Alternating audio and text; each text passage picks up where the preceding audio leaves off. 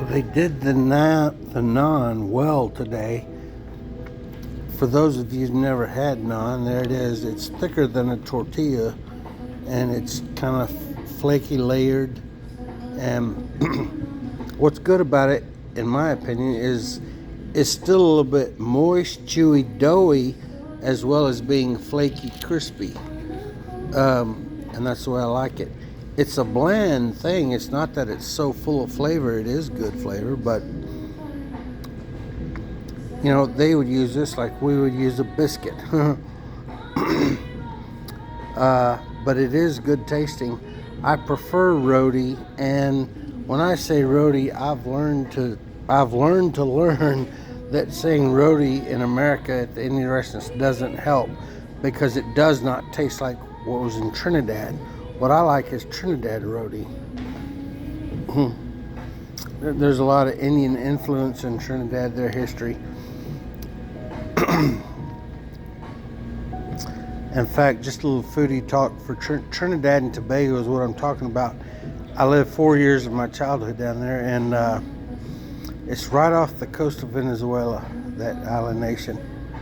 Anyway, Portugal owned them, Spain owned them, England owned them, France owned them, and I don't know who else, but they have a very eclectic mash of cultures there in their history, and they have an interesting food scene.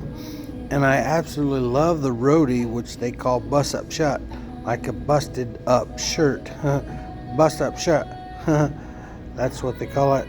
It's very flaky, thin layered, flaky type of thing like this, only much thinner, and a different taste, a wonderful taste. And they often did what you call a wrap, like there'd be curried rice and potatoes and chicken or goat or shrimp or shark. My favorite was the shark. I did not like oxtail. They had that too, and that was terrible. Don't care about oxtail. Goat is good. I like goat, but you do have to watch out for the bones. You can pierce your gum. The way they chop it, they wind up with some sharp bones. So you have to be careful. And if I discover any gristle, my dad liked the gristle like in chicken, the gristle between the two breast meats. He liked that, not me. Oh no. No gristle, none whatsoever. I always spit gristle out.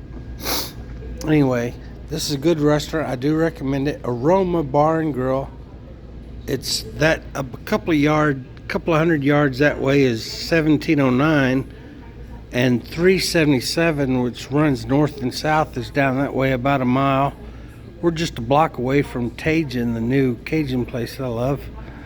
And this has been here a while. Like I said, it used to be a Mediterranean. Excuse me, I got hiccups. I never did try the Mediterranean.